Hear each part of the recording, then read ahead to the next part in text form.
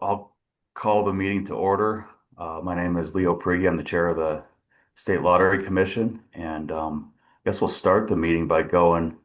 Looks like there's four of us here, three of us are online, so maybe us online folks can get this started. I'll call for a quorum. Commissioner Taylor, Here. Commissioner Harbaugh, Commissioner Metropolis. Here. Okay, with four members of the commission, we do have a quorum. Um, I'll next I'll go to, looks like starting with uh, Chet McLean over there on my left, looking at the room. If you get the directors to just introduce themselves and the folks at the table. Members of the commission, my name is Chet McLean, that's McLean, from the Governor's Office of Budget. Ann Charpentier, Marketing and Sales Director, Montana Lottery. Jolene Boyd, Finance Director, Montana Lottery. Hope Charpentier, IT Services Director, Montana Lottery. Corey Bailey, Security and Deputy Director, Montana Lotteries. Okay. Welcome everybody.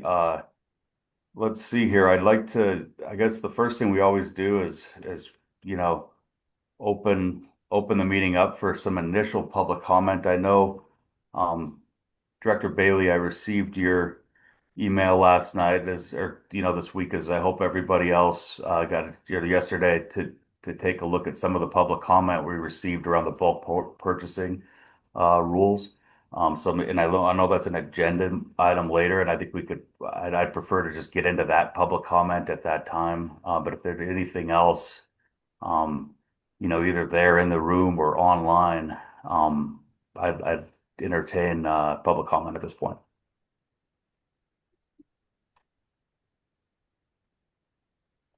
Not seeing any public comment at this time.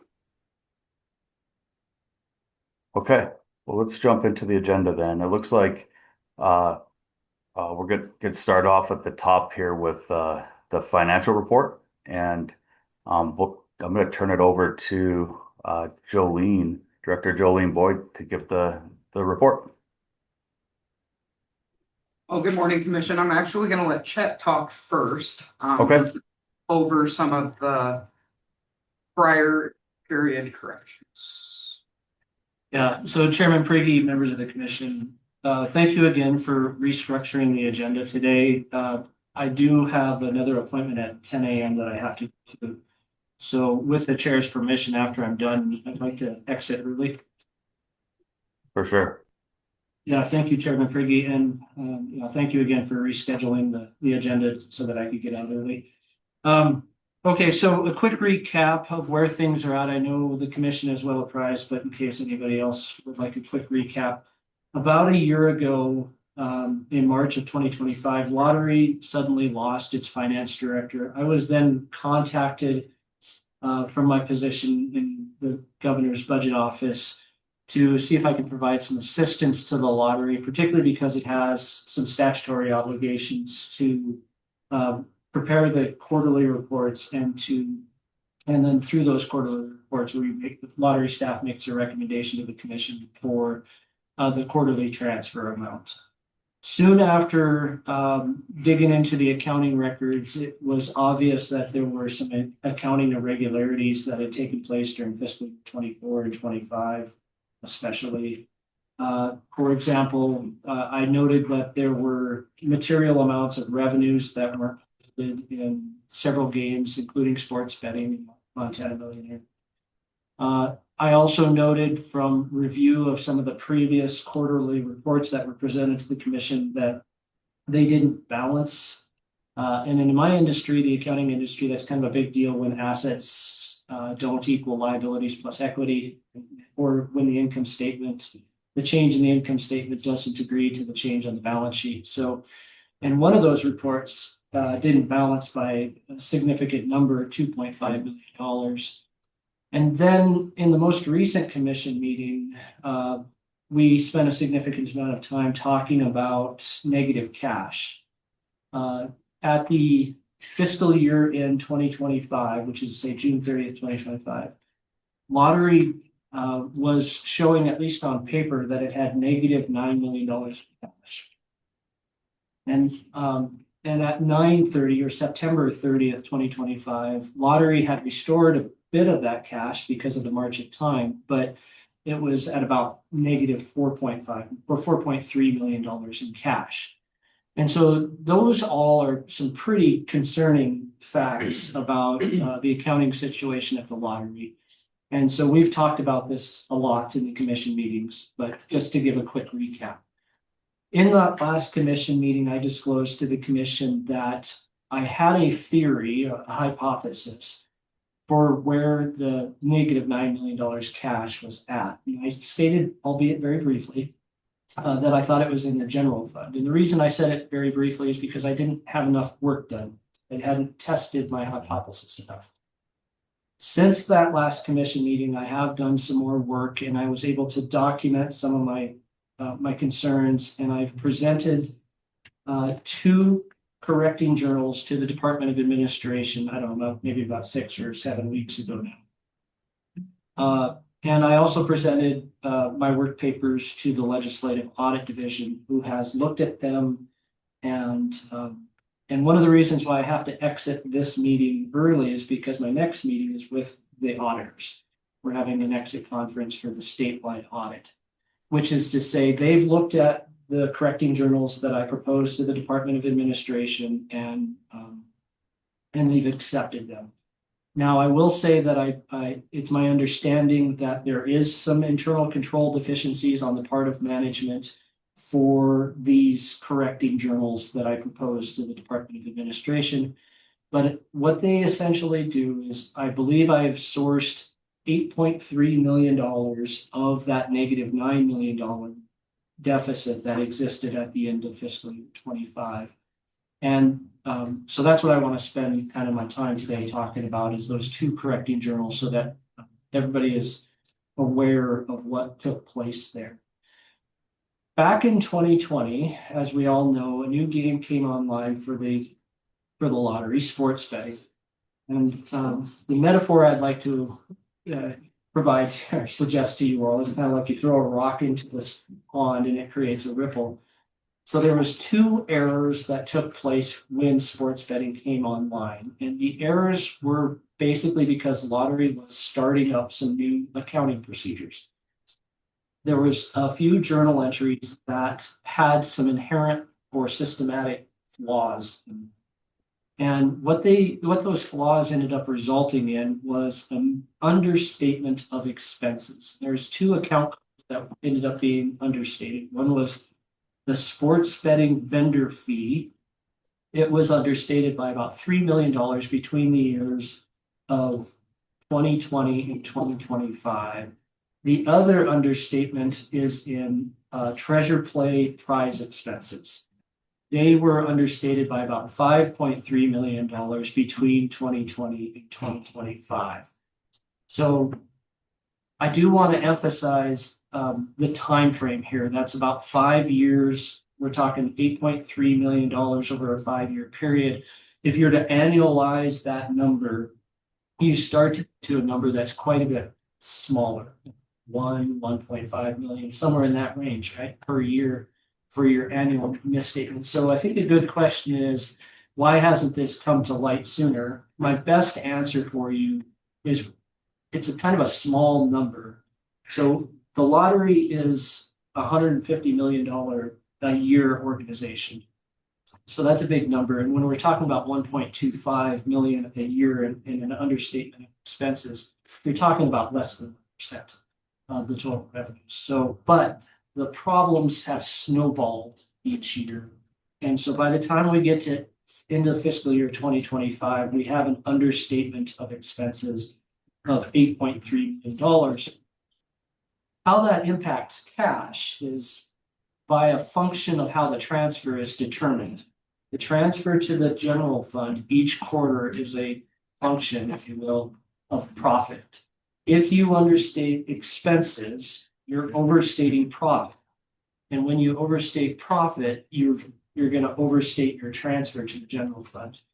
And so because expenses were understated by $8.3 million over this 5-year period, the amount that was transferred during that same year period to the general fund was too much by $8.3 million, which is to say those journal entries that I proposed to the Department of Administration 6 or 7 weeks ago now, basically restored the cash in the lottery and reduced cash in the state general fund. So the general fund is the one that took the hit on this one. I want to offer an idea for anybody who are trying to think about what the potential impact to the state is. And I would offer this idea, whether or not the cash is in the general fund or the state or in the state lottery, interest earnings ultimately still always accrue to the state general fund. And so that's probably the biggest impact. Were the interest earnings earned in the state general fund, or were the interest earnings earned in the state lottery fund? But because the lottery transfers all of its revenues, including interest earnings, back to the general fund, that's where they should have been anyway. So mostly this is kind of an accounting thing, which fund the interest earnings were earned in on that $8.3 million. But ultimately it would have gone to the general fund anyway. So that's where it ended up being accounted for. So with that, I guess I'll pause. Oh, there's one more thing I really wanted to emphasize because I think it's important to say. When that negative $9 million came to light, the obvious question that I asked, as well as probably everybody else should be asking, is there fraud taking place? Has there been a channeling of that $9 million to some inappropriate source or location? And I wanted to emphasize this point. I have zero evidence of any type of malfeasance, any type of misappropriation of assets, zero evidence that the money was transferred to a party or an individual that it shouldn't have been. Instead, I have compelling evidence that we have a couple journal entries that were improperly designed when the sports betting game was first started. That's the cash ended up in the general fund by a function of the transfer. That's where that $9 million pretty much is. Now, there is a bit of a difference between the $9 million and the 8.3. There's a $700,000 difference. I want to briefly again say that I kind of have a theory, some hypotheses about where that 700,000 is at, but again, I have not properly tested it, and so I can't rightfully speak to kind of my thoughts on that. But I think a reasonable person would say, well, you did source 8.3 million of that $9 million. So I offer that as maybe some assurance that we're making good progress on this, and this accounting mess that came to light a year ago, we're making good progress on figuring it out. And again, I have found no evidence of any type of fraud. And at this point, Chair Priggy, I'll open it up for any questions. Yeah, great. Thanks, Chet. I think that was a great concise report. I'll just say to the commission that we've had a couple meetings. I know that there's been a lot of folks involved in this process, and Chet's done an excellent job of putting together a team of accountants across state government that I've had the opportunity to be on some calls with and discuss some of this stuff from an accounting perspective. And I think that they've done an excellent job identifying this, and that all along it's been comforting to hear that last part about how there's not a lot of, even one of the first things that I remember hearing when this first came about was just even the opportunity, the way the money moves through the state funds from, like, for example, like from a retailer to the state. It's just there's so much involved that there's so much little opportunity for something like that to happen to begin with, which was comforting all along. And yeah, these type of journal entries, just from having an accounting background, and certainly not a government accounting background or a state accounting background, but just understanding how when you're if you think of making a journal entry and sort of manually modifying books when you're doing that, and if you have something backwards, it gets sideways. Even if it's like Chet's saying, a relatively small amount proportional to the money we're handling, that number, if there's an error in the structure of that way that's set up, it could create a big difference like this. And I think that it's super comforting to know that we have a handle on where the bulk of this went, and that ultimately, while it's a significant issue with the lottery, controls and things like that, they're probably going to be on audit findings. We're on the path forward. So I just offer that as a comment and a thank you to the group that's doing it, and would take any other questions from the commission at this point. I have one, Chairman. Two. Go ahead, Commissioner Metropolis. Like the chairman, I appreciate that last point in particular, and I thank you for saying it. And I also thank you for all the work you've done.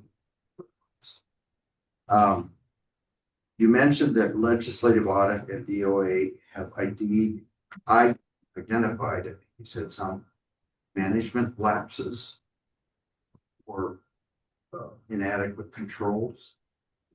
But I'm not a great note taker, but would you describe, if you know what I'm talking about, would you describe what those are?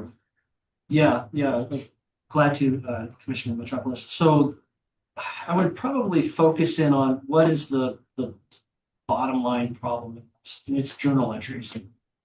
And so there were a number of journal entries were improperly designed. And so when we talk about internal controls, we're talking about how they're designed and how they're implemented. Those can be two different things. So when a new journal is designed and then subsequently implemented, was it designed properly? So that's kind of what is going to be the basis of the finding. I imagine that management needs to do a better job when it comes to these journal issues. Okay, well, you've got to my second question. Would you explain what improperly designed means? I don't understand. Well, these ones resulted in some misstatements, right? So some understatement of expenses. So that would be the fact that we would say justifies the improper design. We have misstatements that resulted because of how the journal entries were meant to work. Thanks. Yeah, and Commissioner Metropolis, I think that, this is kind of like into the weeds accounting issue, but this is basically like any type of project where you're thinking of internal controls, where you have somebody, in that role to, review that work, right? And I think a lot of times when you have issues with internal controls, and I think I made this comment that the first time it came up was, boy, you have somebody that's been in that position a really long time, and there's some kind of built up trust, or they've been doing, those particular journal entries for a very long time. And, like we're talking about, this has gone on for an extended period of time, over 5 years, maybe it's longer in some of these cases in these journal entries. And so, that oversight on, whether it's an auditor or whether it's somebody else who, is in that accounting department, there needs to be somebody that's, overlooking, because I could be doing your books, John, and I could be, on your, for a law practice, and be booking whenever you're sending out an invoice to somebody, I could be booking that as revenue. And then, boy, if I was making a mistake, when you collected that bill, I'd deposit that money and book it to revenue again, right? And then I've made an error in a journal entry, right? I've double counted your revenue. And it looks like you made twice as much as you did. The opposite kind of thing is going on here, where we're, essentially double counting expenses. And I would hope that somebody would look over my shoulder when I'm doing that. Not necessarily, or not at all, what I'm doing that with, with ill intent. But the mistake is being made, and nobody was looking over my shoulder and telling me, hey, this journal entry is wrong, right? And so I think that's where if you think of internal controls and you think of journal entries, Chet, I mean, am I on track there in terms of kind of a basic explanation of this? Chairman Priggy, yes, I would say you're on. I might add this to your statements, though. So Legislative Audit Division has been auditing the lottery for the last 5 years. And I offered kind of an explanation earlier that perhaps on an annual basis, some of this is immaterial. But I also want to say this has actually been one of the more complicated accounting questions I've dealt with in my career. This one was really difficult to detect. I really had to dig because I would get into one layer and then realize that there was another layer below it, and then there was another layer below it, and there was another layer below it. It really was a difficult issue to detect. And so I'd offer that too. This one was a tough one to even see in the first place. I do have one more question, Mr. Chairman. Sure. It's just kind of a statement more than a question maybe. But once this is done and legislative audit has done its work, you have DOA. My expectation is then that we will have help properly designing the journal entries so that we've got this in hand. Right? Yeah, is that to me? I mean, part of our discussion last week, I guess I'd just jump in and turn this over to Chet, and Jolene. But a big part of what our discussions have been around is just that Commissioner Metropolis is okay. Got kind of our hands around what happened, okay, and what are the steps being taken going forward? Who's involved? Like I said, there's a great team of accountants that are involved in this. I think this has everybody's attention, and I think having Jolene, in this role as a fresh start, with the help of a larger group of folks, including Chet and the folks at DOA, I think that we're on our way to that. And, in addition to reporting information a little bit differently, and we've talked about this a little in the past to the commission, and as we're approving, there's also some technical things on accrual accounting versus cash accounting, and how we're approving these transfers on a quarterly basis. So we need to, on a statutory basis, based on information like for example, we'll be approving a transfer today for the December 31st quarter. Okay, so that happened over 3 months ago, right? Or 2.5 months ago. And, a lot can happen in between those two time periods, and like how much cash is available then versus now and all this other stuff. So we're talking about kind of looking from a design perspective on the reporting as well, in terms of how we report information to the commission and approve transfers and going forward, so this doesn't happen again. Just on that aspect. So I know that's a long-winded answer that I think Chet can outline better in more detail, but that's certainly something that everybody involved here is working towards. Okay, thank you. Okay. I guess any other questions or comments, or from even public comment on this issue before? I know we got Chet in the room here. I know Jolene we want to get to this actual December report to approve our transfer, but is there any other further questions on these on the work we're doing around the past accounting?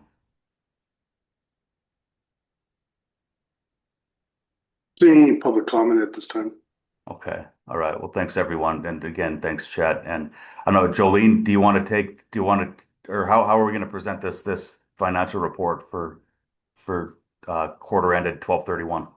I'm gonna do the presentation for the 12/31. Awesome. So good morning, Commission, and thanks, Chet, for all the assistance and continued support this far.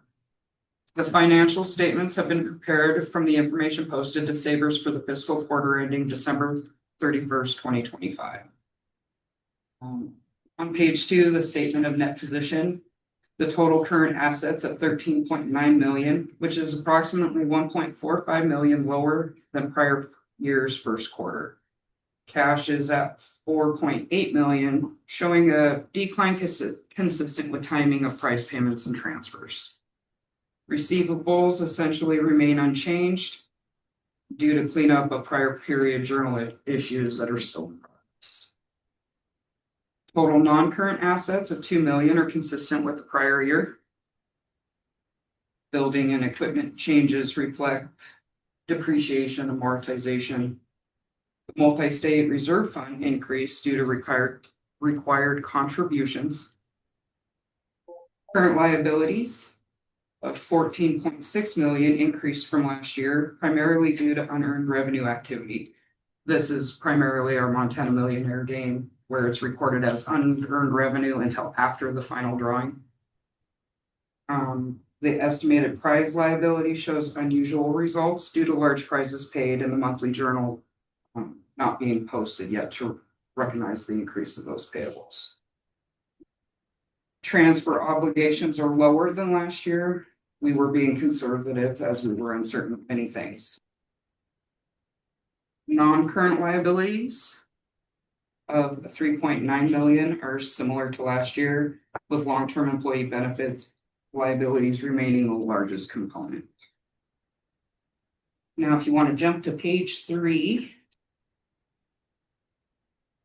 the total operating revenues for the quarter were 46.9 million, not much change from last year's quarter of 45.5 million.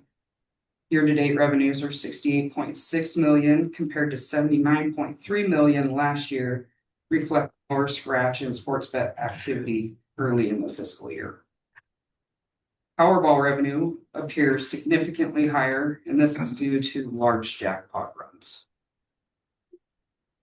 Direct game costs of 40.3 million are similar to last year. Operating expenses of 1.32 million are similar to last year. And the transfers. So we're proposing the Office of Commissioner of Higher Education, OCHE, will get their 562,500 with the remaining 4.7 million to the general fund. And then if you want to jump to page 4, the budgetary. This is kind of a budgetary comparison.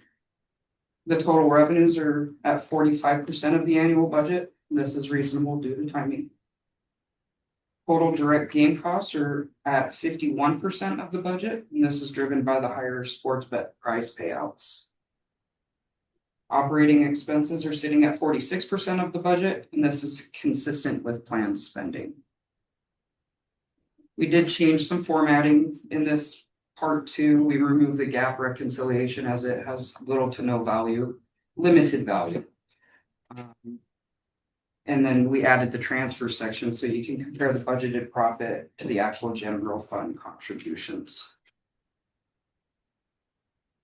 And then if we want to jump to page 5, the analysis of revenues, this statement shows the revenue, game costs, and operating expenses. And finally, the net income and profit as a percent of revenue for each game. The profit as a percent of revenue at the bottom of the schedule shows unusual results due to the timing of journals.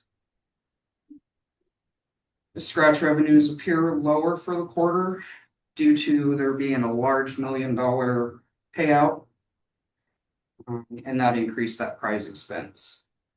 And then products with the larger jackpots, Powerball and Mega Millions, those show strong margins consistent with high jackpots. And then our Montana Millionaire is showing a loss because no revenue was recorded during this period. It was recorded after. Are there any questions for me?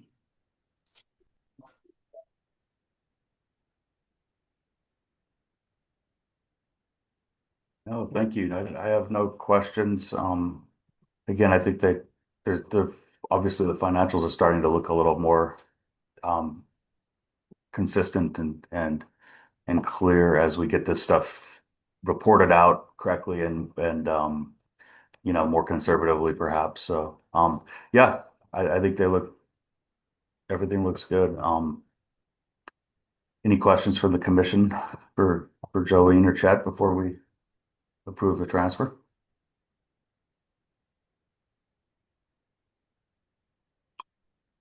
All right. Hearing none, I'd entertain a motion to approve the financial report as presented. So moved. This is Tony. Thanks, Tony.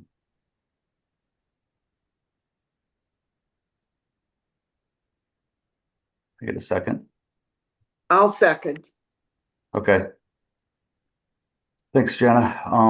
I'll, without any, I don't see any further discussion or question. So all those in favor signify by saying aye.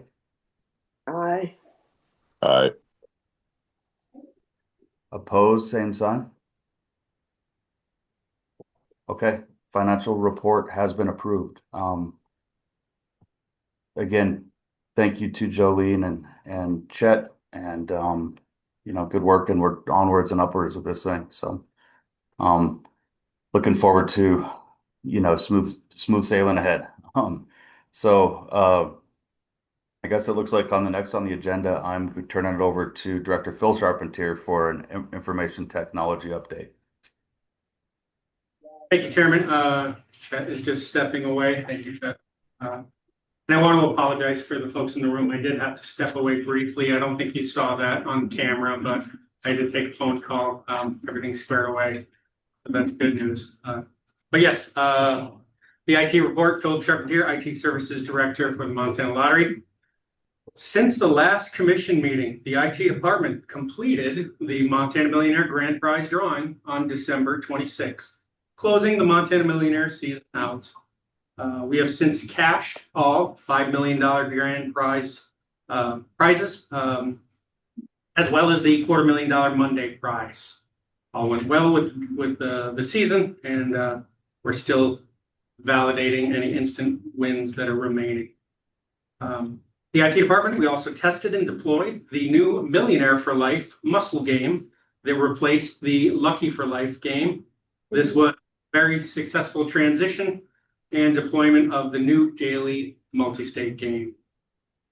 We also tested and assisted with the launch of a new feature on the Montana Lottery mobile app and website, which now allows Sportsbet Montana tickets to be included in our Players Club.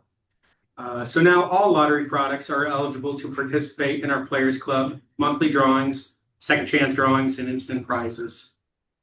This coincidentally allowed the marketing department to launch the new Lucky Everyday spring promotion this past Monday, where all products are eligible for entry into that promotion. We didn't have Sportsbet included in our promotional capabilities in that respect for a long time. So now all lottery products are included. We're happy about that. We also tested and launched and continue to test upgrades and improvements to the Sportsbet Montana environments and integration into the central gaming system. These updates continue to reduce latency, improve back-end interconnectivity, and upgrade services within the back-end, all to improve terminal performance and stability of those Sportsbet kiosks. This is an ongoing effort, and Intralot continues to make improvements. Otherwise, we have been concentrating on system conversion. With the new contract taking effect at the end of March, we have been preparing for conversion for several months now. We have back-end hardware is being replaced, terminal communications as well.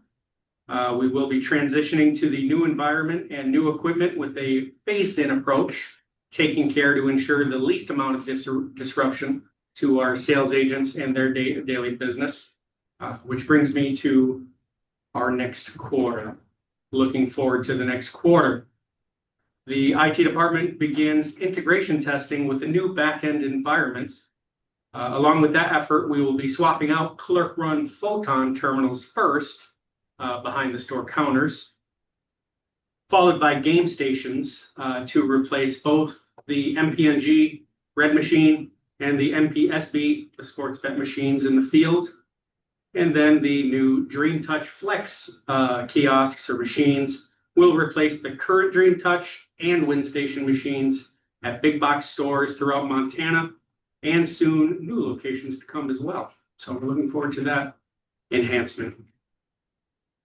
We will also be introducing the new smaller Dream Touch Lite machines in some of our exclusive bars and taverns as well. These machines will be able to sell all lottery products from traditional draw-based games, treasure play games, sports wagering, and they will be able to dispense scratch tickets with 3 available bins for dispensing. So Lots going on with conversion. We're looking forward to that in the next quarter.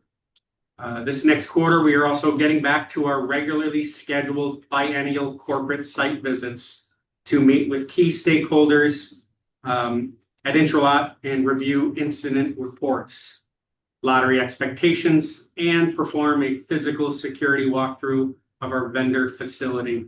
We paused during the RFI, RFP contract signing timeframe, but now we're getting back on track with those efforts. Coincidentally, we have a crew going next week for our first site visit and incident report review. Also, worthy of note, the Legislative Audit Committee is conducting multiple audits of the lottery, including a procurement process audit, a finance audit, and an IT security audit. The lottery is always in audit.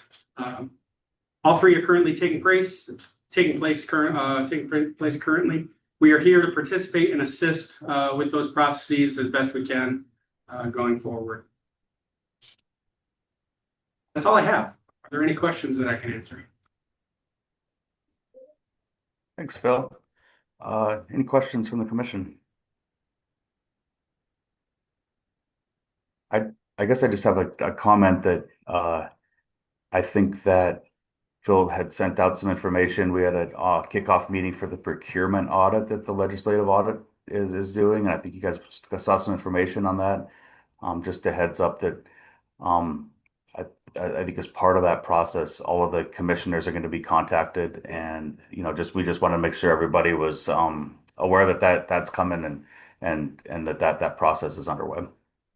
And that's a look at the contract approval of the Intralot contract that we awarded, I think, in August. So, Phil, I mean, you sent that out, I saw, right? To everybody. Everybody's knows that that's going on. That is correct, Chairman. So if there are any questions, you can always reach out to myself, Corey, Bob, or otherwise expect a contact from one of the state auditors for an interview, basically. Okay. All right. Without any other questions for Phil, looks like we're gonna, turn it over to Intralot for an update from those folks. So go ahead, Paul. Good morning, commissioners, lottery colleagues. Just actually kind of adding on to Director Charpentier's update. We're currently at about 90% complete for the retailer network connectivity. So we're moving along well there. There will be a handful of locations that will require some form of alternate connectivity given the remoteness, but we're really confident we'll have all that nailed down well in time. We'll have photon terminals in state by the end of this month, with the balance due in time for rollout at the end of the summer. We have vending machine builds in process, all on schedule. And then we work very closely with the lottery and your team, Director Charpentier, in defining new locations so that we can be prepared to place those machines there as well. And then otherwise, software working closely with the lottery to finalize all the requirements. I think we're actually getting pretty close to finalizing that piece of the project. All in all, I feel that the project's in a pretty good position. I feel reasonably qualified to make that statement, this is my 4th conversion in Montana. So I'm very excited to be here. In fact, I will be wrapping up my career over the next 3 to 3.5 years and get to work with you folks. So I'm very happy with that. Any questions for me? I have a couple of questions. Yes, sir. Mr. Lee. Paul Ostendorf. Paul. Yes. Austin. Mr. Austin. I seem to recall a few years ago there was a place in Circle that's having a hard time connectivity. Do you know if that's been addressed? I wouldn't know about a specific location, but I will absolutely take that back and make sure that is there something that you just want to know what's happened with that location? I can't even remember the name. I think it was a sports bar, Circle or City. was having connectivity problems. Sydney, I know where that is. It's circle up on the Highline also. Well, it's on the east side. It's not So, yeah. So, yeah, I appreciate it if we could check it out. I'll look into it. I don't believe that's on our list of sites that shake. So, Okay. That's question one. Question two is, what about Intralot's donations to the Problem Gambling Fund? Has that happened? you know, honestly, I don't know what the status of that is at this point. But that's something that I can take back and get information back through the lottery. If you would, I'd appreciate that. I think it needs to happen regularly. I think it's a good thing. That was it. Thank you. Any other questions for me? Otherwise, it's raining, but it's always a great day in Montana. Yes, sir. All right. Thanks, Paul. Looks like next item on the agenda is to hear from Director Ann Charpentier about marketing and sales update. Thank you, Chairman. Good morning, everybody. There's quite a few things that I have on my list this morning, so I'm going to go as quickly and efficiently as possible to make it so we're not here all day. But did also want to just address an agenda thing. We had talked last time about marketing going before finance, just to help with some of the provide some context as to how the last quarter's gone and how things are going with sales, to give that finance presentation a little more context. But with Chet's need to be out of here early, we ended up going back to kind of how we've done it before. But we will go back to where to where marketing is prior to the finance. Thank you, the finance presentation. So hopefully that will help with understanding how things are done from a sales perspective. So there's a great deal going on in the sales and marketing department, and I'll try to cover again as quickly as I possibly can what is happening here. And certainly at any point, if you have questions, feel free to just speak up. Happy to answer anything that you might have as we go. So starting out with Mega Millions, which has made double-digit improvements in sales over the last couple months due to improved jackpots. The game and price point changes had the expected result of slowing sales. Equally predictable, when jackpots rose, players and sales began to normalize. Lotto America is down year after year, following a record jackpot run that it had. Though we don't like to see this, it is normal behavior for a game of this type. National games like Powerball and Mega Millions all behave similarly with their jackpot ebbs and flows. Treasure Play sales are down, and this is also a result of historic jackpots the prior year. The recent run of the $20 Progressive Ruby Red Casino did assist substantially in sales. That cyclical nature of behavior is no different than what I described in our jackpots for lotto games. Scratch is down by a mere percentage point, but we are hopeful that this will improve with the Can-Am game launching this summer, and there'll be more on that here just shortly. We are also outperforming most lotteries nationwide with Scratch, as many, if not most, are seeing double-digit declines in sales. It is noteworthy that Scratch, Treasure Play, and Sportsbet Montana all saw substantial profitability improvements this last year. So overall, we're currently 18% positive from where we were last year at the same time, an excellent way to enter into the final quarter of our fiscal year. And as mentioned prior, we are focusing on profitability and the return to the state. We are always working to improve gross sales numbers, but profitability is key. We are focusing on what is in our control to mitigate the cyclical nature of national games that they're largely driven by external factors, especially jackpots. 8 of our 10 products are currently showing increased net profit. One of those 10, Mega Millions, is even with last year. And one lotto product is lower than last year. That's Lotto America. Montana Millionaire being lower by 1 percentage point is a bit deceiving in its comparison, because even though the game profit percentage is lower, the overall sales were higher than the year prior. We have conducted an analysis of multiple years reviewing advertisement, marketing, and jackpots to determine the drivers of sales. Jackpots lead the way in increasing profitability, as the data has shown. We continue to analyze this information and use data-driven insights to guide all of our planning efforts. So just looking at a few separate products, we will quickly review Big Sky Bonus here, starting our in-state daily lotto game that we have. We have had great jackpots this fiscal year, resulting in a 12% increase in sales compared to the last fiscal year. And as you know, we just launched Millionaire for Life, a nationally offered $5 daily draw game.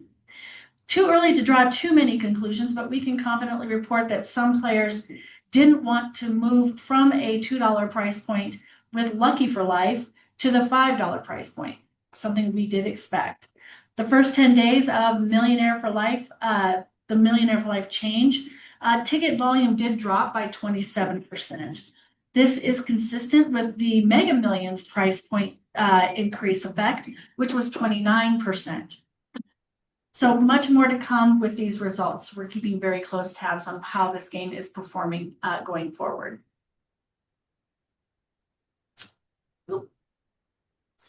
And moving on to Treasure Play, we had a percentage decrease so far this year as compared to last. Jackpots continue to be a bit lower than anticipated, but profitability of that revenue generated continues to be positive at 20%.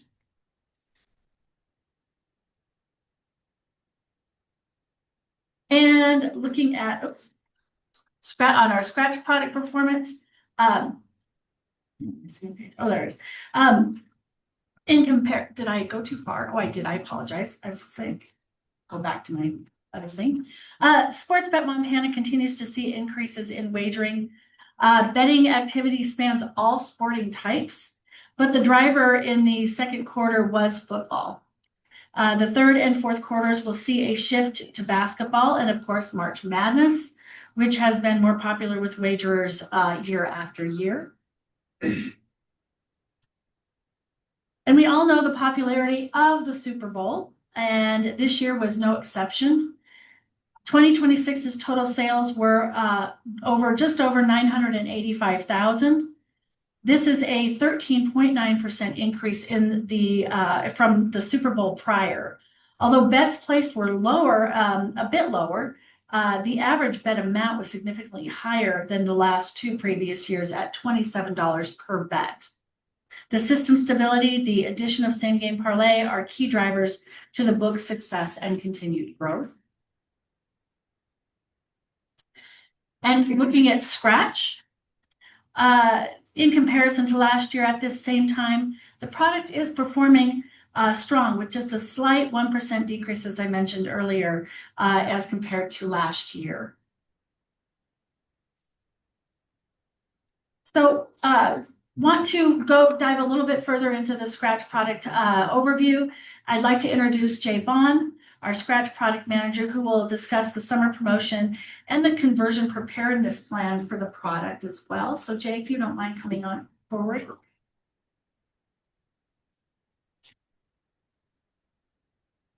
Well, good morning, everyone. So I'll first go over this summer's featured Scratch game. It's going to be the Can-Am game, which is basically a vehicle merchandise game.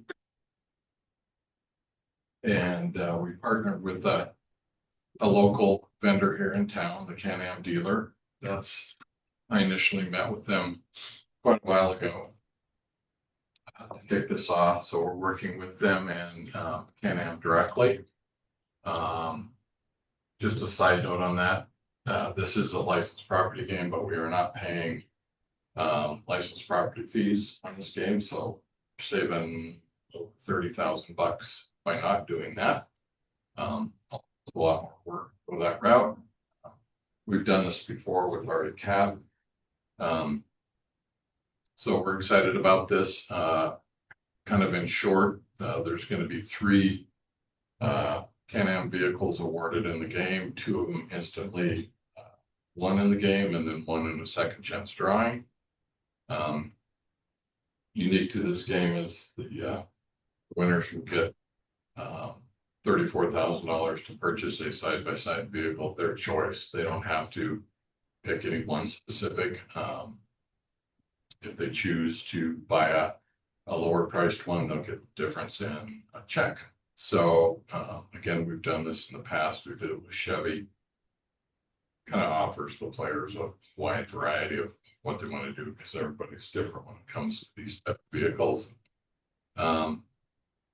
Additionally, we're doing $2,500 drawings in June and July to keep the game perpetual movement of that game going forward. That's part of the Players Club. So yeah, we're excited for that. The game launches on May 6th.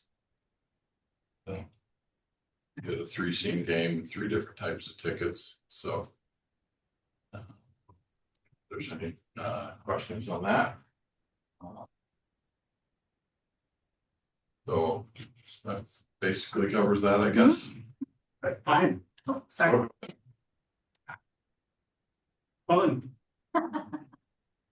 Is there any difference in the appeal to players between one of these and the pickup? Notice?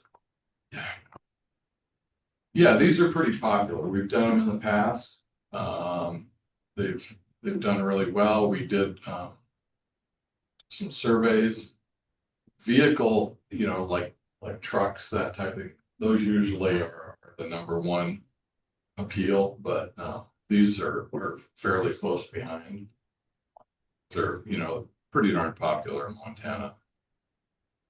For example, if somebody wants to spend the full $34,000, they can get a side-by-side that has full climate, air conditioning, heating, sound system, the whole 9 yards.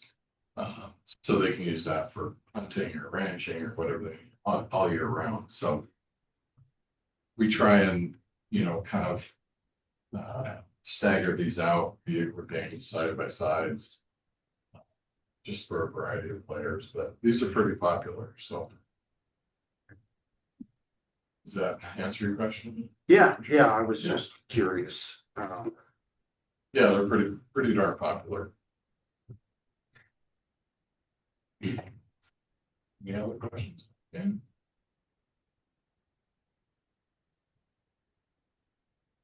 Okay, so moving on to our additional needs for Scratch through conversion. Our expected vending terminal placement for these self-service terminals should be more than double starting the fall of 2026 going into 27. So in preparation for that, we've had quite a few meetings, Ann and I and the sales director, trying to come up with a manageable, solid plan to ensure that we have enough backstock to accommodate the placement of these terminals. So that's one factor. The other factor is, there's going to be debit card readers, and we expect to see that changing the landscape as far as purchasing behaviors. Reached out to a number of other states, and they've all seen increases when that has been the case. So we tried to factor some of that into our decision making. The bottom line is we went back and looked at all of our games in a typical year that we usually produce. And we kind of said, okay, if we're doubling the terminal count, got to have enough inventory on hand to fill those machines. There's just, if we did not address that and look into that, extremely short-sighted, and I think we'd end up with terminals out there without tickets out. So we went through this stuff with a fine-tooth comb, and this is kind of the plan we've come up with. We're looking at 12 to 13 additional games on top of our normal 40 to 42 games we usually produce in a year. The approach we'd like to take is kind of a phased-in approach. Get some of those printed this fiscal year, and then the remainder in FY27. There's a breakdown of what we anticipate by price point. And we're pretty confident that we've got a good plan in place moving forward. And we've been working with Jolene quite a bit as part of this to make sure we can fund it. I think we're in pretty good shape right now. Additionally, that I'm heading down to Alpharetta to meet with our ticket printing vendor. We've been in contact with them throughout this whole process, sharing information with them, getting their feedback on what our plan is. So I'll be heading down there 23rd of March, doing a press check, and then we'll be doing some pretty extensive planning, trying to map out kind of what the first 6 months of FY27 will look like with the additional games that we have planned. So,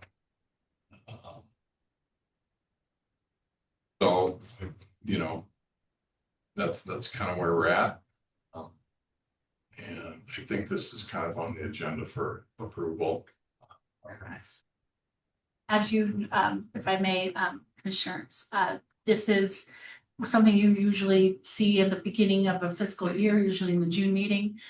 We did approve what we had planned for 26, but with the additional things that we are identifying as needs for these new terminals that are coming in, we wanted to bring this back to you for another approval process to make sure you know what we're planning to do and what additional games are going to be acquired in preparation for conversion.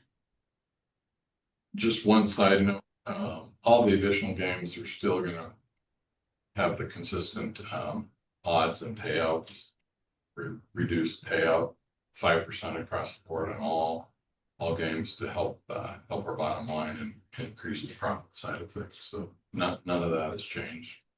Just basically more games. Are there any questions about the plan or the needs that we've identified?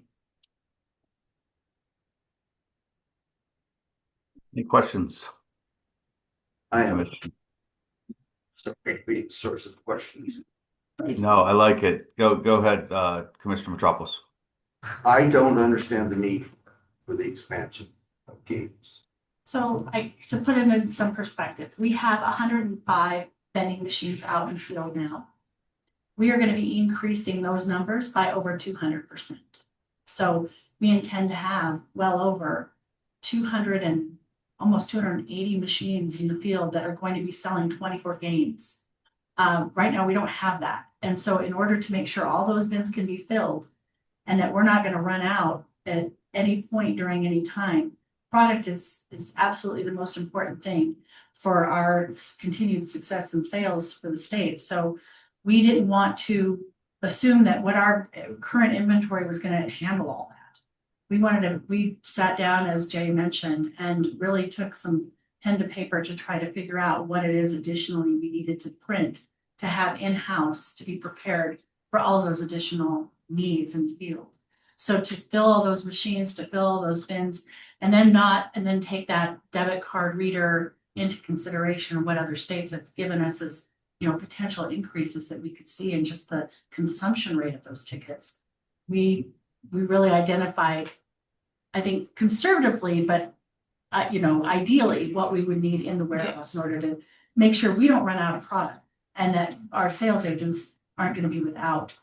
We don't want out bins. We don't want, to be running out of anything. So And these are, you know, a printed item. It's not like something you can just print from the terminal from the back end. So we have to make sure that the inventory is managed appropriately.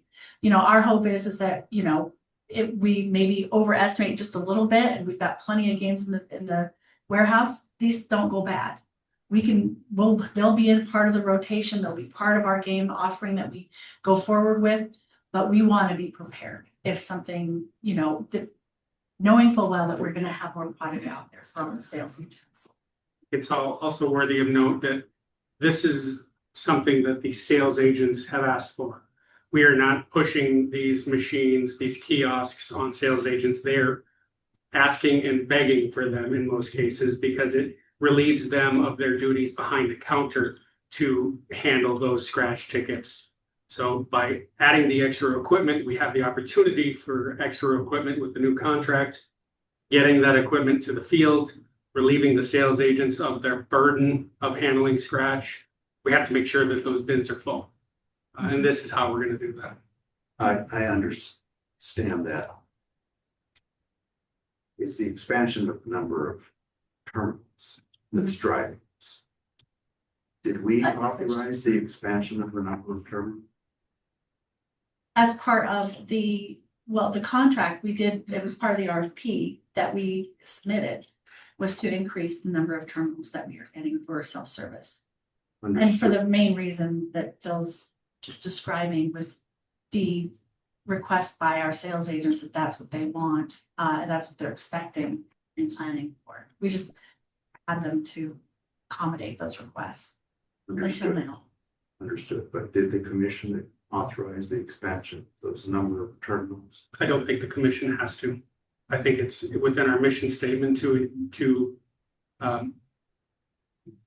increase the profitability of our offering. So I don't think there's a specific requirement that says the commission has to authorize the number of terminals in the field. I think it was part of the RFP. Is that correct? That we were looking to start our terminal offering to accommodate additional sales agents, the demand. Yeah. And that would have been part of what you have all seen. Okay, thank you. You know, and just for your information, Commissioner Metropolis, if this does get approved, obviously we'll monitor how sales are going. You know, going into FY27, if we find that there's a percentage less than we anticipated, we can scale back on the additional games that we need in FY27. We're not just going to go full blast into this and never analyze, never look at things. You know, we'll adjust as course correct as time goes on. But I'm pretty darn confident if we did nothing, we would be in trouble. So the last thing we want is, you know, putting out new terminals and having empty bins. Totally defeats our mission statement. We don't have product to sell, so. Commissioner Havo, I see that you have your hand up. Just a quick question, I guess. In best case scenario, is there a projected revenue increase that you folks have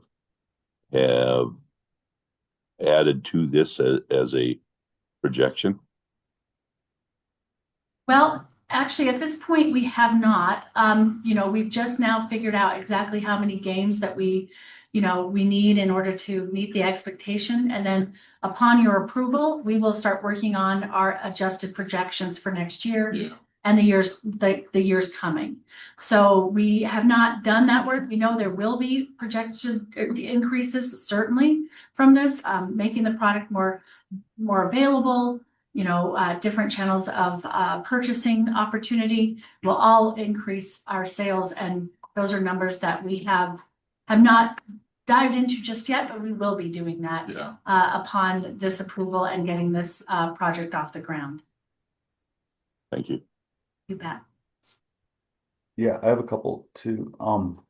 So I know this was a thing in the past when when the lottery first, I recall, I think I was on the commission when we first started putting these types of machines in places, whether it was the big, the wind stations or the dream touches and those sort of things. I mean, there's these new self-service terminals. I didn't get a chance to see them as part of the RFP process, but what's the level of security for things like underage kids, buying them and all that stuff, is all that stuff all, being sorted out between the retailers and Interlot, and we feel pretty confident we have good plans in place and controls in place to make sure that there's no, just from a public, protection standpoint. I know our mission statement is for sales, but I think one of the things in the commission that we want to make sure is that we're taking every step necessary to make sure that the laws are being followed as well. And I'd just like to hear you guys talk a little bit about that as well, about it, because it's a large increase, 200%. It is, it's a big increase. They're terminals, thankfully, that we have a lot of experience with. Yes, they're newer technology, but they are essentially the same type of terminal that we've had out in the field for several years. And the controls that are on those there's a few different things that we have employed. One is that part of the condition of licensing is that sales agents take full responsibility in making sure that they're not being used by anybody that is, younger than 18 years old. That is something that they agree to. As a part of the condition of licensing, that is their responsibility to make sure that they are checking IDs. If the machines do have remote controls with them, that allows the store to turn the machine off to disable it if they suspect somebody is using it that is not of age. If children of course can go up to it and start pushing buttons thinking they can get something out of it, they can disable the machine with that remote control. And they do that. This is something that is used and done, especially in grocery stores and places. They can make sure that they are not being utilized by anyone under 18. The condition of license also requires the kiosk to be within eyeshot of somebody 24/7. Correct. Yeah, they have to be placed in a location where their customer service desks or their employees can see the machine at all times. They are in full view of it. And so should it be utilized by somebody who is not authorized, they can then check that person's ID or disable it at that point. So we are very careful about where these go and will be as they go forward, and we have newer locations. That's a big part of the placement criteria that we have. And then in terms of, because I'm assuming all these different, I know these have existed a lot of places I see them are in grocery stores, like you said, and kind of a lot of times by the Safeway I go to is by the self-checkout, line where there's a lot of people there, employees and all that sort of stuff. So I get it, but seems like probably introducing these to a lot of convenience stores, I'd imagine, like you're saying, and I'd imagine, like you said, that they're on board with this, but I'm assuming there's going to be some training involved as well as on all this stuff that we're, this process of that. And I know Phil touched on this and Paul as well, but is this type of training involved in specifically to these sorts of risks, and is that something that's specifically addressed in that onboarding, or not onboarding, but switching everything out?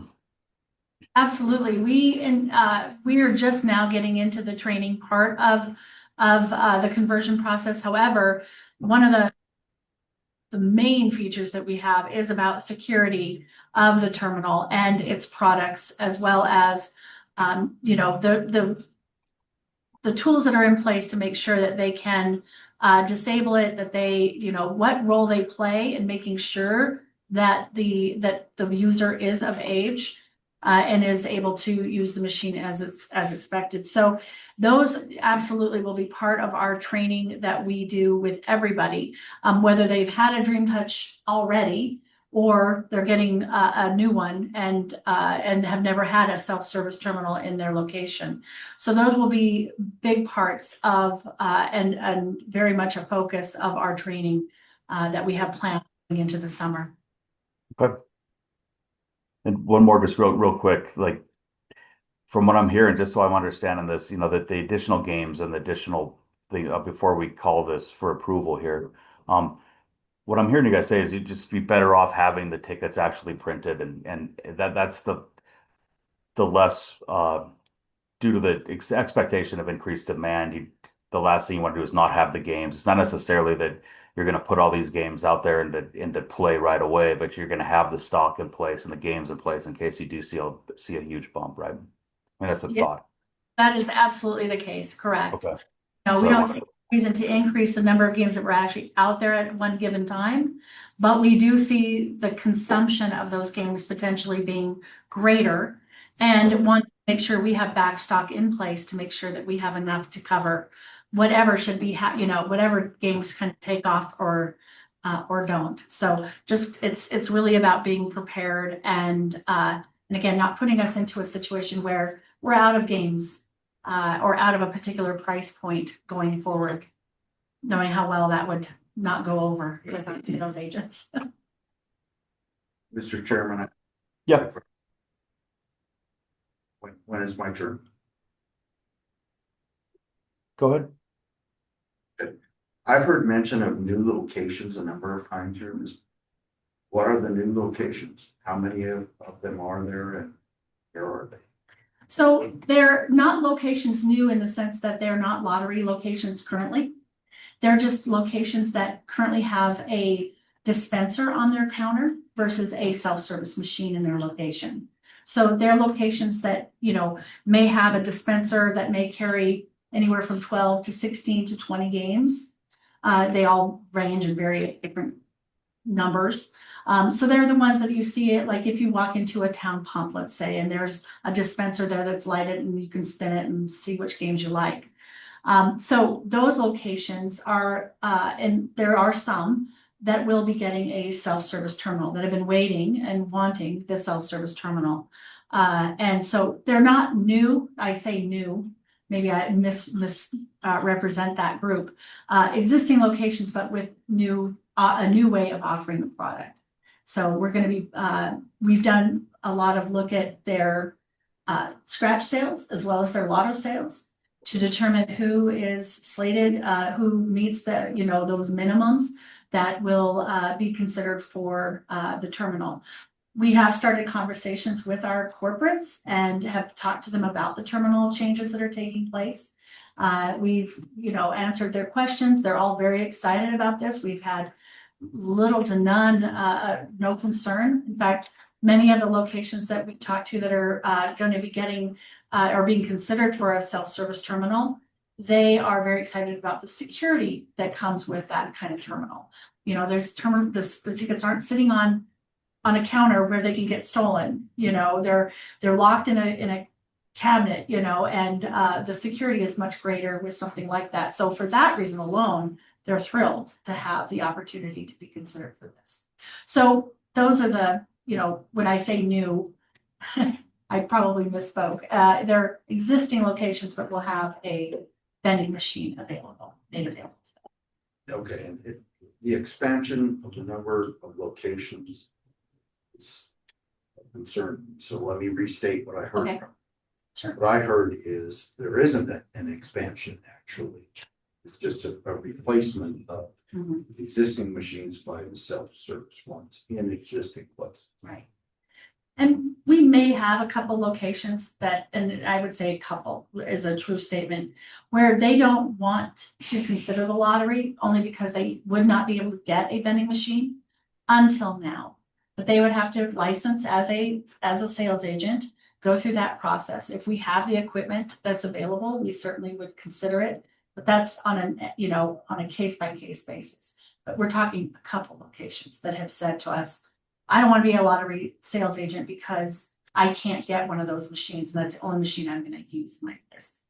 So it's the way of the world. I mean, if you go to any other state, I'm sure many of us have seen, vending machines in every location. It's the way everything is sort of moving is into that self-service, approach to selling.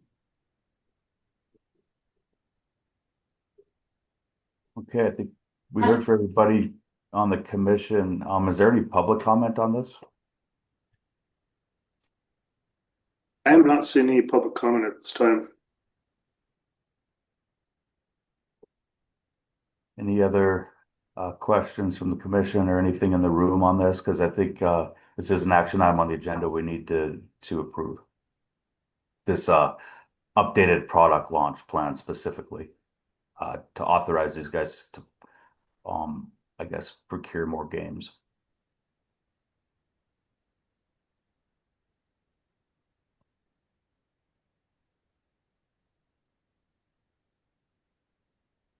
So here, no, I mean, I'd entertain a motion to approve this, or if, move forward with it.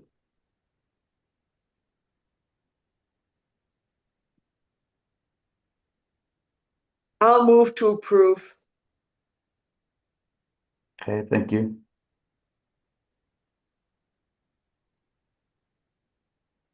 This is Tony. I'll second. Okay. It's been moved and seconded. Any further discussion? All those in favor say aye. Aye. Aye. Any opposed? No, So for the record, you're opposed, Director Metropolis, or Commissioner Metropolis? that's correct. Okay. So with 3 ayes and 1 opposed, the motion carries. All right. Thanks, Jay. Appreciate it. Moving on to the 2026 Montana Millionaire. Right. So this is another commission action item that I am presenting to you. Just as a reminder, we had a very successful Montana Millionaire season in 2025. The game sold 620,000 tickets and generated 12.4 million in sales in just 6.5 hours. This resulted in a return of 3.3 million to the state last year. So it's hard to believe, but 2026 actually marks our 20th year of Montana Millionaire. The proposed game design for this year includes 720,000 tickets and 6 millionaires, or 6 in 26. We are leveraging our robust Players Club to increase engagement with these players by providing a separate second chance opportunity for $20,000 exclusively for Players Club members. This is the same great game design, but scaled to meet the market demands. Nearly the same odds and payout percentage as in the years prior. And we will be using a ticket counter to keep our players in the know and leverage the 2 primary drivers of this game, which are exclusivity and urgency. Oh, there we go. This is the prize structure proposed for this year. Detailing the $6 million prizes, the increase in instant win prizes, the $250,000 Monday prize, and the addition of the $20,000 Players Club prize. We really want to celebrate our players with this year's design. Happy to answer any questions that you might have about this year's proposed Millionaire raffle game.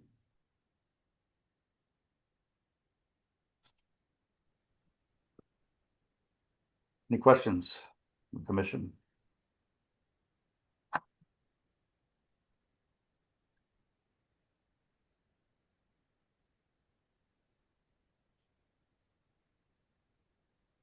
Hearing none. Any questions on any public comment? I am not seeing public comment at this time. Okay. So yeah, I mean, this seems to have been, it's similar to the changes in the past, and it's been working so far. So anything from the staff,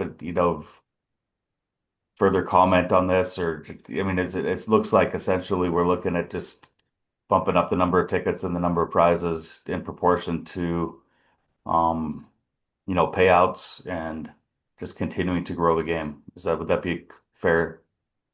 Yes, very fair, Commissioner. We're excited that it's the 20th anniversary. We really wanted to do something a little special with this year. Changing up the logo a little bit just to freshen it and also give it that anniversary brand.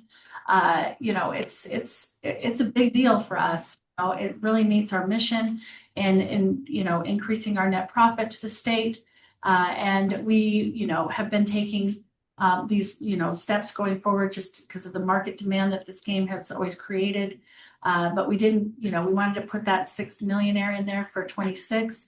And be able to also include our Players Club members into this one, because we haven't been able to do that in the past, but now with Players Club being what it is, we're able to utilize that and reward even further our players through the purchase of a Millionaire Raffle.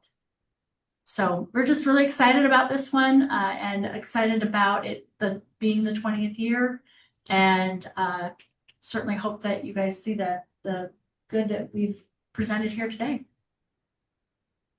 Okay, again, I would entertain a motion to approve this change to the 2026 Montana Millionaire Raffle. So moved. Thanks, John. I'll I would second. say, Okay. For the record, let's say Janet seconded. Unless there's any further discussion, all those in favor signify by saying aye. Aye. Opposed, same sign. Okay. Motion carries. Thank you. So now we're on to the esports. I don't know if everybody saw this this was in Corey's email yesterday. Curious to see about this. I did get I don't know how we're sitting on time, but I think I want to kind of plow ahead here on this.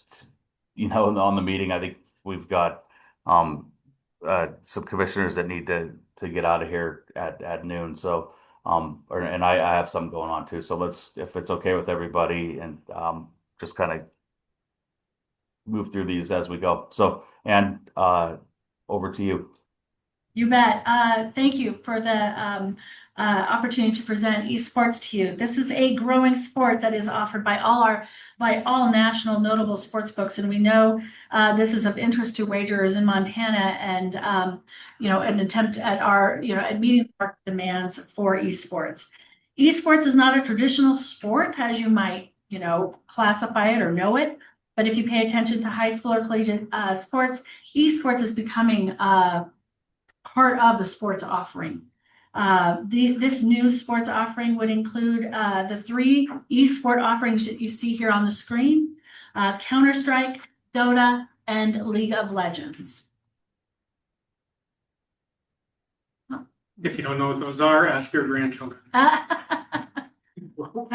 like to hear. Yeah. Well, so in support of this offering, we provide some points for consideration. So esports is a rapidly evolving market with over 24 million users, with billions in revenue being generated. All sports books in the US offer esports, and adding this to our catalog would just further legitimize our book. There are multiple tournaments and events year round that wagers can be placed on. The actual games themselves, and I know enough to be very dangerous. In looking at what these are and what the games are actually being played, and League of Legends. And I might even just ask, I think Brady might know a little bit more about this than I do. So Brady, I might ask you for some assistance if can you provide a little clarity? Come up to the thing. I'm calling on him without him being aware of me doing this, but if you could just provide a little description to each one from what you know. Yeah, sounds good. Thank you. So good morning, everyone. League of Legends is primarily a computer PC based game where there's 2 teams kind of trying to capture each other's home base, if you will. And then Dota kind of has that same kind of concept as well. And then Counter-Strike is I believe it's a kind of more a shooter game, where there's a team composed of multiple players trying to eliminate one another. So those are the broad basis of how each one of these games works. And these are the kind of the top. And by far the esports. three most popular esports games out there, and what all sports books offer. So Yeah, it's hard for us to imagine that these are considered sports, but they are legitimate sports offerings for the younger generation who for years have always said, I want to be an athlete, I want to play video games. And this is what essentially they are. They are video games, they are professionals, they are sponsored, and they take their careers seriously. And these are legitimate sports that we want to ensure that we offer in our book, like all other books. That's right. Are there any questions that Brady or I can answer for additional information about these games? Mr. Chairman, I have about 1,000 questions, but I think I'll just have to do my research with my younger friends and family to find out what this is. Commissioner, I agree. I Thank had you. a conversation as well with somebody who was much younger than I, and they knew exactly what these were and could explain them very clearly. So, And we will happily add them to the Lottery 101. yeah, and they'll be in the 1-in-1. We do have the game parameters that were provided as well. And we're certainly happy to provide more description, if necessary, to the commission as well. But they are, these are definitely the most popular esports that are out there. And again, all books are offering them at this point. Thank you. Yes. Mr. Harbaugh. So how do they attract an adult following that wants to bet on them? Oh, I think there is, well, the adults are only able to bet on them. I understand that. I guess do they have a fan base of adults that Yes. follow these things? Yeah, very much so. That kind of 18 to 24 age group. Just video games in general, and esports world has grown tremendously in the last few years. So there's very much fan bases for these games and esports in general.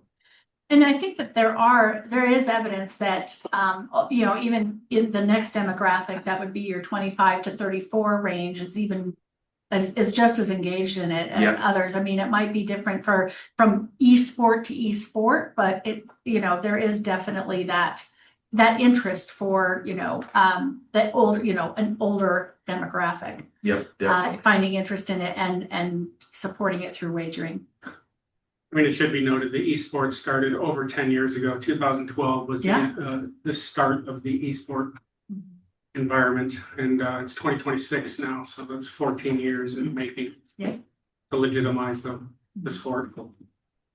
And if I may, this is not young kids playing on these national championships or online. It's more of young adults that are playing the game that people are betting on. So okay, this is not a child's game. Okay, it is. This is what these people do for a living. They're sponsored. They're young adults, and that's who people would be betting on.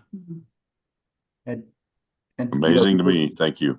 I mean, and it's there's some, has to be, and I think I'm sure that this is the case, but some kind of organizing body that's sanctioning these events and putting them on and putting up, prize money where, and I've seen some of this stuff, where you have all, for literally stadiums full of people watching other, like, two people play video games against one another and all cheering for it. So I understand the concept of the fact that it is, a sporting event, I think if you looked at it, you would recognize it as a sporting event immediately if you saw, one of these two things going, or it looks like it, but um, what types of events? We're not talking about betting on a couple of, middle school kids playing on Twitch, right? These are going to be, sanctioned events and stuff, some respect, right? Oh, absolutely, yes. I mean, they are treated no differently than the playoffs of NFL. It's the same situation. You've got, a major event that is scheduled. You've got tournaments. They've got people who have qualified to be there. They've got, they're taking place in stadiums. But there's They're some sort of governing body, I guess, that's regulating it. So oh, like things that would be, like we're seeing with, sports betting with the NBA, where you have these scandals where, we have these, player prop bets that are, being manipulated by, actual players, and they're being removed from the league, right? So there's some sanctioning body to prevent somebody from fixing a match or throwing. This is to me where it gets a little concerning, where it's like, and I would argue that organizations like the NBA and the NCAA have done, in my view, a poor job of this over the years, to be honest. And so if they're not doing a good job of this, or as good a job as they should be, you know, you guys are comfortable that these organizations that are governing this and sanctioning these events are going to be able to prevent these sorts of, manipulations in the game? Absolutely. The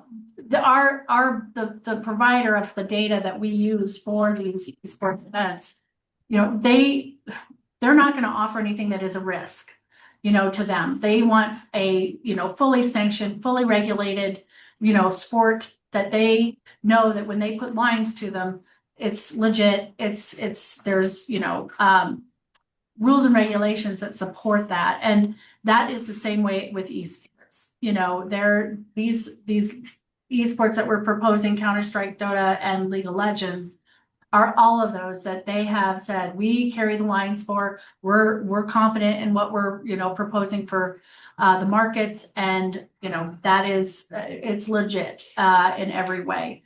So we take that as sort of the first step in considering offering any particular sport that we put in front of you guys. But as long as our book and our data provider, which is Sport Radar, are offering these, they're legitimate sports offerings. I have some questions, Mr. Chairman. Yeah, sure, please. What is the name of the sanctioning body? I believe it's those name. games. The Just name. like the NFL is the NFL governing body, League of Legends, Mhm. they're the governing body of League of Legends. Mhm. So, if that makes sense. But you're not sure, you believe that that's what they. I believe that is the case, definitely. I mean, I'm not 100% Yeah. sure, but I'm like 99% sure that that's how that works. We can get a little Yeah. information about that for you. Okay, and how they check age in two ways, who the players are, and then who the bettors are, how is that checked? Well, from the player perspective, I think it's what Brady had mentioned before. I mean, these are not children that are playing these games. These are people they're adults. They're playing Well, but these it could games. be children, couldn't it?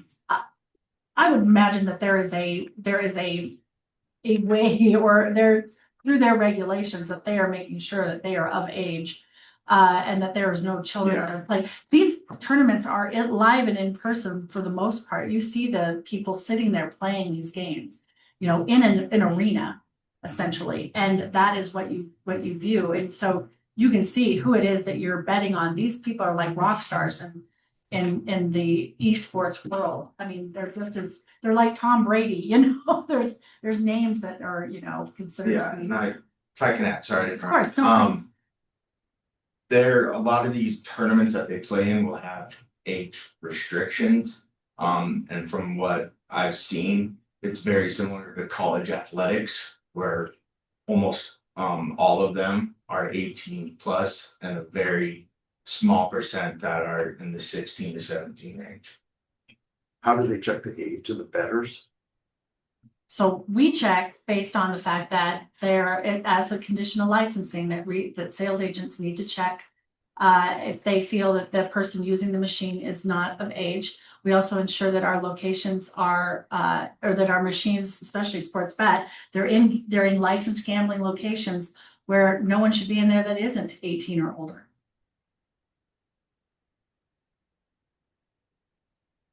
I'll just say, I feel like I need a lot more information before I can vote yes on this.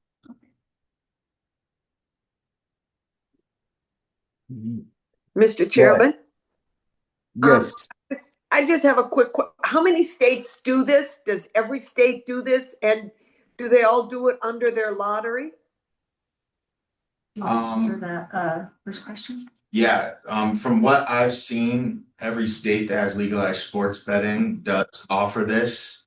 And whoever the regulator in those states are the ones who oversee this and regulate it. So that's just on a state by state basis on who does that. And they're regulating primarily the actual the operators. So they're regulating DraftKings, FanDuel, Fanatics, Bet365. That's what the states primarily do. Our model is a little different, where we are the operator and the regulator. So it is a little bit different in our model for that reason, but same rules and things apply. Like how many states?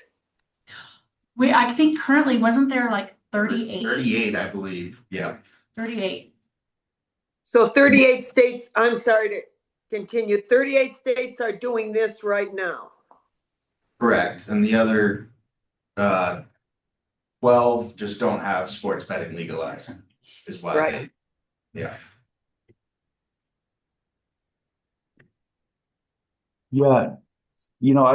I guess I too would, like to, I'm assuming that this isn't like one of these things where I know you guys want to get this going, but it's not something that, we're going to get booted out of muscle if we don't approve this. And so my thought would be if the commission, Commissioner Metropolis and Taylor, if you guys could come up with some questions for me, or for the crew in the next in the next couple weeks. I've just been kind of pinging Copilot or like while I've been sitting here looking at like the different regulatory structure for Dota, for example, one of these games, and I think it's telling me like these guys are saying it's the game manufacturer, they have age verifications on their tournaments and all this stuff. But I just would like to learn more about this whole thing. And I think that I trust that you guys have done your due diligence, you're presenting this correctly and I understand it conceptually. Um, but I too would just kind of like to get my head around this. I mean, part of um, I think legislatively why this is housed in the lottery, the sports betting is for like, that it isn't just for lack of a better words, kind of a free for all DraftKings bet on your phone type of thing. I do think that, part of the intent there is to have a little more careful consideration because we're a part of a state agency versus a private entity. And I would appreciate some extra time here for for additional consideration of this, and I'd like to learn more about it myself. I don't know, commissioners, does that sound fair to you? Can you give me some questions or thoughts, or are you on the same page, or anybody? I guess if there's anybody that wants to make a motion and move forward with this, we could. But I mean, that's my thought. I agree with that. I agree as well. Mr. Yeah. Chairman, I actually think that we can't, if 38 states are doing it right now, okay, so we're going to spend 2 weeks, studying it, and then we'll decide, or you're going to wait until our next meeting to decide? I would say next meeting.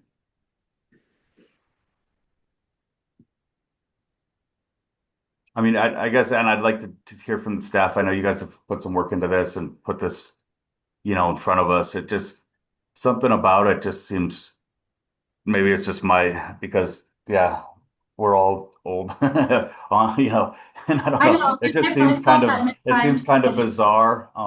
Because I Right. have some specific questions, and I don't want to necessarily get into them now if we're not going to vote, but that I could pose around, I would like to know the demographics, for example, of who's watching this stuff, right? And is it, because if the betting pool, let's say the viewership on this stuff, if we look and see what the demographics is of who's watching this, right, these tournaments.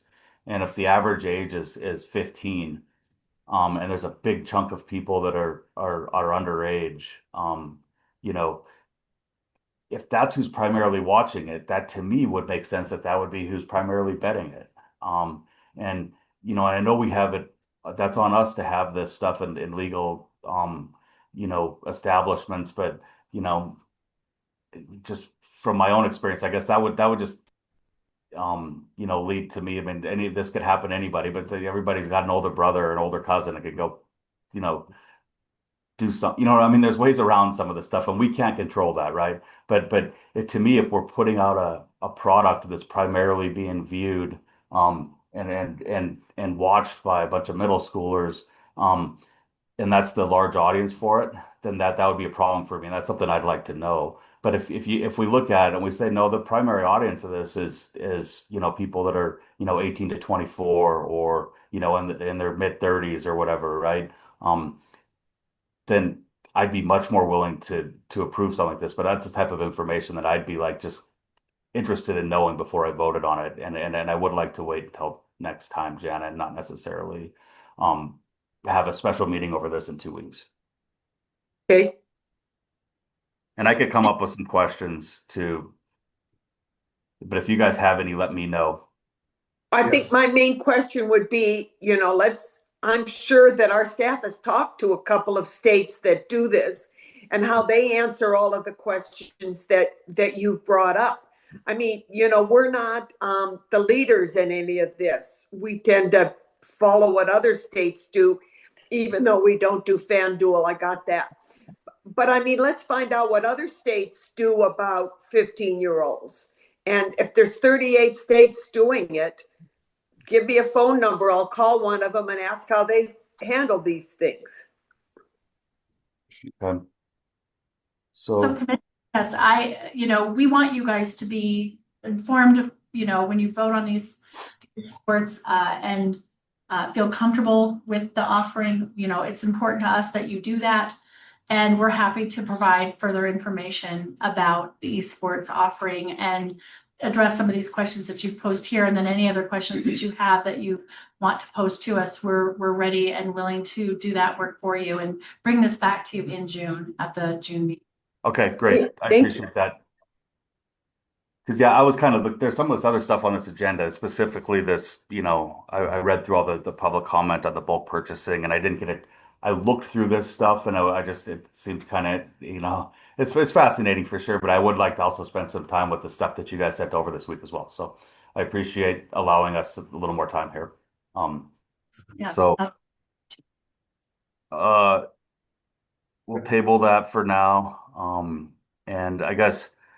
And thanks for all the hard work. I know you guys put a lot of work into putting this stuff together, and I don't take that lightly. And I know, there's a lot of stuff that we just went over between this conversion, the scratch tickets, Montana Millionaire, all the sales reporting. Thank you very much for your report. And yeah, we'll give this. I promise that I'll give this careful consideration on the esports here over the next couple months.